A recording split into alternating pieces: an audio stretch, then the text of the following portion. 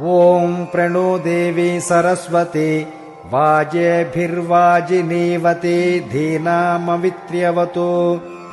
ऐं चत्वारि वाक्परिमिता पदानि तानि विदुर्ब्राह्मणाये मनीषिणः। गुहात्रीणि निहितानें गयन्ते तुरीयं वाचो मनुष्या वदन्ते। ह्रीं आनो दिवो बृहतः पर्वतादा सरस्वती यजताकं तु यज्ञम्। हवं देवी जुजुषाणाघृताची शग्मान्नो वाचमुशते शृणोतु। श्रीं पावकानः सरस्वती वाजेभिर्वाजिनीवति यज्ञं वस्तु धिया वसुः। ब्लूं चोदयित्री सूनृतानां चेतं ते सुमतीनां यज्ञं दधे सरस्वती। सं उतत्वः प्रसन्नददर्शवाचम् उतत्वशृण्वन्नः शृणोत्येनाम्। उतोत्वस्मै तन्वा विसस्रे जायेव पत्युः उशते सुवासाः। सौः महु अर्णः सरस्वती प्रचेतयति केतुना धियो विश्वा विराजते। ऐं अम्बितमे नदीतमे देवितमे सरस्वती अप्रशस्ता इव स्मसि प्रशस्तिमम्बनस्कृधिः। क्लीं यद्वाग्वदन्त्यविचेतनानि राष्ट्रीदेवानां निशसादमन्द्रा चतस्र ऊर्जं दुदुहे पयांसि क्व स्विदस्याः परमं जगामा। सौः देवीं वाचमजनयन्त देवास्तां विश्वरूपाः पशवो वदन्ते। सा नो मन्द्रेशमूर्जं दुहानाधेनुर्वागस्मानुपसुष्ठुतैतु। ॐ ऐं ह्रीं क्लीं ब्लूं सं सौः ऐं क्लीं सौः। ॐ प्रणो देवी सरस्वती वाजेभिर्वाजिनीवति धीनामवित्र्यवतु।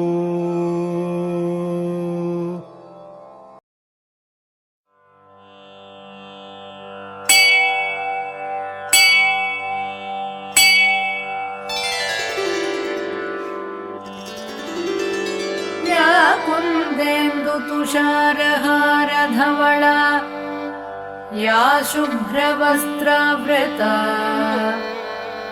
या वीणावरदण्डमण्डितकरा या श्वेतपद्मासना या ब्रह्माच्युतशङ्करप्रभृतिभिः देवैः सदा पूजिता। सा मां पातु सरस्वती भगवती निःशेषजाड्यापहा। दोर्भिर्युक्ता चतुर्भिः स्फटिकमणिनिभैरक्षमालां दधाना। हस्तेनैकेन पद्मं सितमपि च सुखं पुस्तकं चापरेण। भासा कुन्देन्दुशङ्खस्फटिकमणिनिभा भासमाना समाना। सा मे वाग्देवतेयं निवसतु वदने सर्वदा सुप्रसन्ना। सुरासुरसेवितपादपङ्कजा करे विराजत्कमनीयपुस्तका।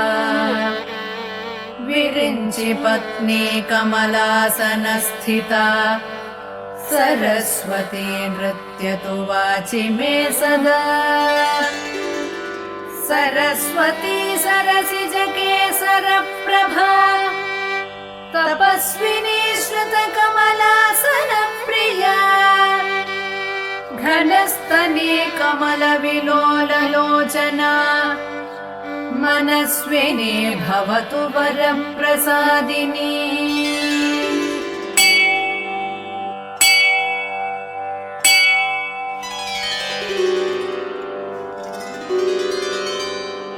सरस्वती नमस्तुभ्यं वरदे कामरूपिणी विद्यारम्भं करिष्यामि सिद्धिर्भवतु मे सदा। सरस्वती नमस्तुभ्यं सर्वदेवी नमो नमः। शान्तरूपे शशिधरे सर्वयोगे नमो नमः। नित्यानन्दे निराधारे निष्कलायै नमो नमः। विद्याधरे विशालाक्षै शुद्धज्ञाने नमो नमः। शुद्धस्फटिकरूपायै सूक्ष्मरूपे नमो नमः। शब्दब्रह्मी चतुर्हस्ते सर्वसिद्ध्यै नमो नमः। मुक्तालङ्कृतसर्वाङ्गे मूलाधारे नमो नमः। मूलमन्त्रस्वरूपायै मूलशक्त्यै नमो नमः। मनोर्मणिमहायोगे वागीश्वर्यै नमो नमः। वाङ्मयै वरदहस्तायै वरदायै नमो नमः। वेदायै वेदरूपायै वेदान्तायै नमो नमः। गुणदोषविवर्जिन्यै गुणविद्यै नमो नमः। सर्वज्ञाने सदानन्दे सर्वरूपे नमो नमः। सम्पन्नायै कुमार्यै च सर्वज्ञेते नमो नमः। योगानार्यै उमादेव्यै योगानन्दे नमो नमः। दिव्यज्ञानत्रिनेत्रायै दिव्यमूर्ते नमो नमः। अर्धचन्द्रजटाधारी चन्द्रबिम्बे नमो नमः। चन्द्रादित्यजटाधारी चन्द्रबिम्बे नमो नमः। अणुरूपे महारूपे विश्वरूपे नमो नमः। अणिमाद्यष्टसिद्धायै आनन्दायै नमो नमः।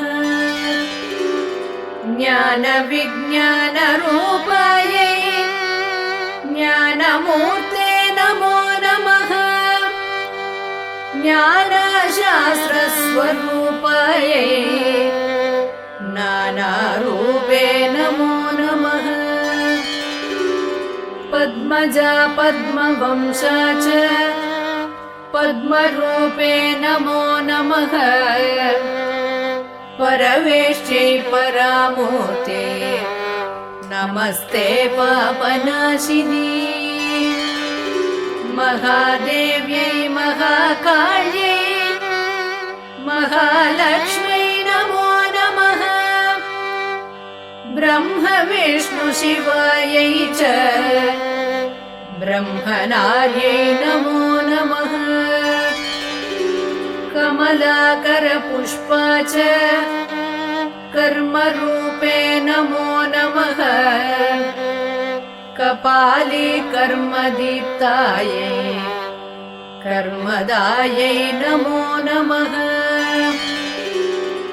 सायं प्रातः पठेन्नित्यं षण्माससिद्धिरुच्यते। घोरव्याघ्रभयं नास्ति पठतां शृण्वतामपि। इद्धं सरस्वती स्तोत्रम् अगस्त्यमुनिवाचकम् सर्वसिद्धिकरं नृण सर्वपापप्रणाशनम्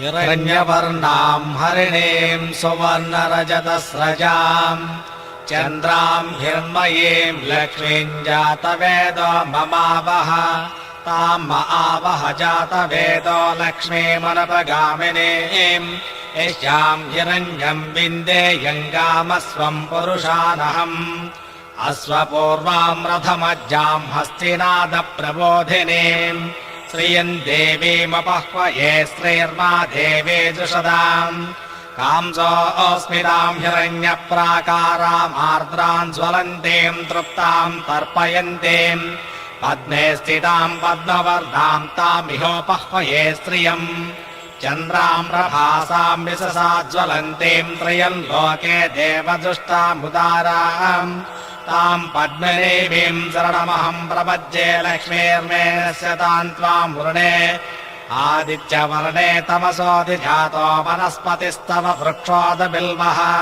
तस्य फलानि तपसानुदन्तु मायान्तरायाश्च बाह्या अलक्ष्मीः उवैतु मां देवसखः कीर्तिश्च मणिनासः प्रादुर्भूतोऽस्मि राष्ट्रेऽस्मिन् कीर्तिमूर्तिं ददातु मे क्षुत्पिपासामलां ज्येष्ठाम् अलक्ष्मीर्नाशयाम्यहम् अभूतिमसमर्द्यम् च सर्वानिर्नुद मे गृहात् गन्धद्वारान्तुराधर्षाम् नित्यपुष्टाम् करेषिणीम् ईश्वरीगम् सर्वभूतानाम् तामिहोपह्वये श्रियम् श्रीर्मे भजतु अलक्ष्मीर्मे नश्यतु मनसः काममाकोतिम् वाचः सत्यमसेमहे असोनागुम् रूपमन्नश्च मयि श्रीश्रयताम् यशः कर्दमेन प्रजा भूता मयि सम्भव कर्दम श्रियम् भासय मे कुले मातरम् पद्ममालिनीम् आपस्रजन्तु स्निग्धान् चिक्लीतवस मे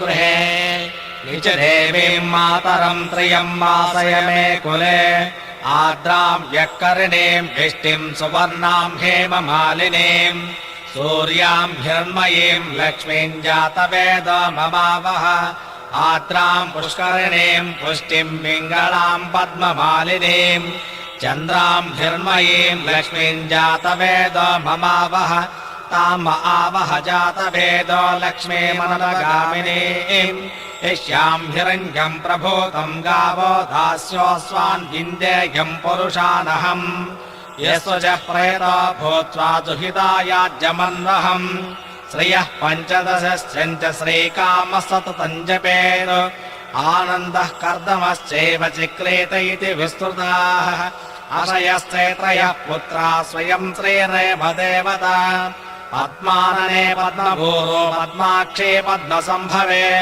त्वम् मां भजस्व पद्माक्षीं येन सौख्यम् लभाम्यहम् अश्वदायी च गोदायी धनदायी महाधने धनम् मे जुषदाम् देवी सर्वकामार्थसिद्धये पुत्रपौत्रधनम् धान्यम् अस्त्यस्याजा विगोरदम् प्रजानाम् भवसि माता आयुष्मन्तम् करोतु माम् चन्द्राभाम् लक्ष्मीमीशानाम् सूर्याभाम् त्रियमेश्वरीम् चन्द्रसूर्याग्निसर्वाभाम् श्रीमहालक्ष्मीमुपास्महे धनमग्निर्धनम् वायुर्धनम् सूर्यो धनम् वसुः धनमिन्द्रो बृहस्पतिर्वर्णम् धनमस्तु ते वैनते यसोमम् पिब सोमम् पिबत पुत्रः सोमम् धनस्य सोमिनो मह्यम् ददातु सोमिनी न क्रोधो न च मात्सर्यम् न लोभो नाशुभामतिः भवन्ति कृतपुण्यानाम् भक्तानाम् त्रिसोक्तम् जपेत् सदा वर्षन्तु ते विभावर्दिवो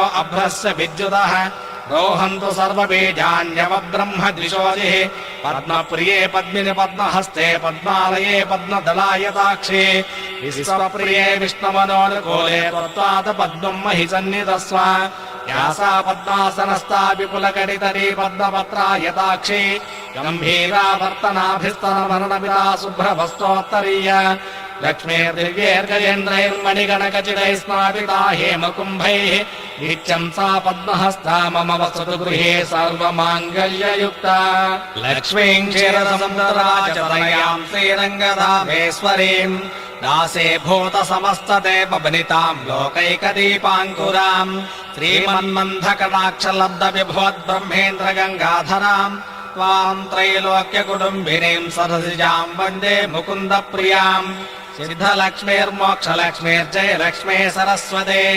श्रीलक्ष्मीर्वरलक्ष्मीश्चाप्रसन्ना मम सर्वदाम् वराङ्कुशोपासनभीतिमुद्राम् करैर्वहन्तीम् कमलासनस्ताम् आलार्ककोटिप्रतिमान् द्विनेत्राम् भजेऽहमम्बाम् जगदीश्वरीम् ताम् सर्वमङ्गलमाङ्गल्ये शिवे सर्वार्थसाधिके शरण्ये त्र्यम्बके देवे नारायणि नमोऽस्तुते महालक्ष्मी च विद्महे विष्णुपत्न्यै च धीमहि तन्नो लक्ष्मी प्रचोदयात्